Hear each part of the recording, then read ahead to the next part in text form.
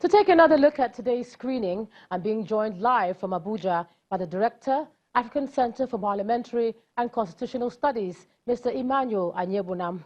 Thanks a lot for joining us on the News at 10. And thank you so much. Thank you. Finally, we see this process has begun after waiting for about 2 months for that list. Looking at those who have been nominated, what do you think, bearing in mind the President's plan for the next level agenda and this set of people that have come forward? What do you think? Well, actually, if you look at the team as a whole, we have basically most of them, half of them, who were part of the administration. Then there are few other new entrants.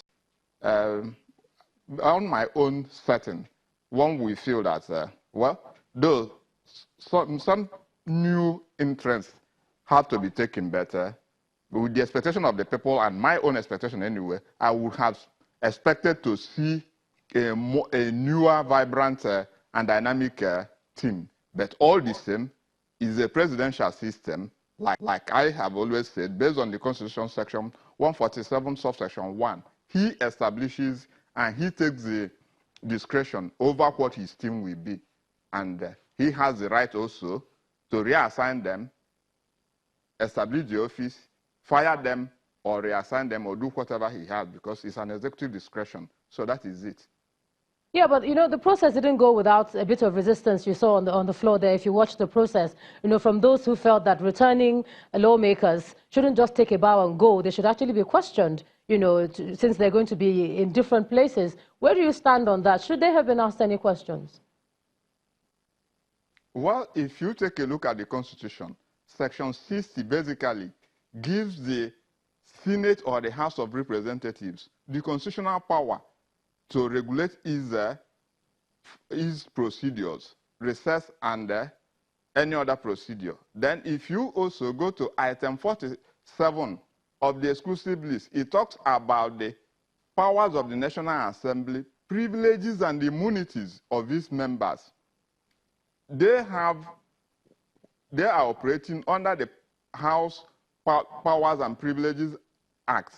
And in the Privileges Act, it talks about the power of the National Assembly or the legislature to have its immunities in order to perform its responsibilities. So based on this, when we talk of immunity, we are talking of being immunized from ordinary customary prevention of the law. In this issue, there is practice, there is precedent, there is convention, which they have come to by custom and usage, that former legislators will normally, from 1999 to date, take a bow and leave. So it is within their discretion to do that, based on constitutional and statutory powers, and then along with practice and their usage. So it is not really in doubt to say that. So since they have taken that decision, no other person has to do that. To question that, you cannot even do it in a court of law, because there are judicial precedents, starting from the case of Ezoke and McCarthy, as well as National Senate and Tony Momo in Second Republic. So basically, it is within the jurisdiction of the Senate to say this is how we regulate ourselves, and having established this convention or tradition. Yes, Mr. Anyebunam, I know you've talked about the fact that it's within their jurisdiction and there's precedence for it. But remember that we're supposed to be going to the next level and doing things differently. But even again, we saw the list there with no accompanying portfolios. And even listening to the line of questioning, I mean, yes, they were questioned, but you didn't see targeted questionings because we don't know where they're going to be. What's your opinion about that? Not talking about presidents, and that's what's been done in the past before. Should it continue to be like that? Personally, I have consistently been against the issue of presenting nominees without a portfolio, because no ship, no wind runs in favor of a ship without a destination. You must have a destination, because this is public policy. And then those who are coming on board, for us to have probity and basic understanding and participation, the designated portfolio has to be there. And we are still clamoring on this. Since 1999 till now, we thought that the change and expected next level would have been accompanied by the people having where they are heading to.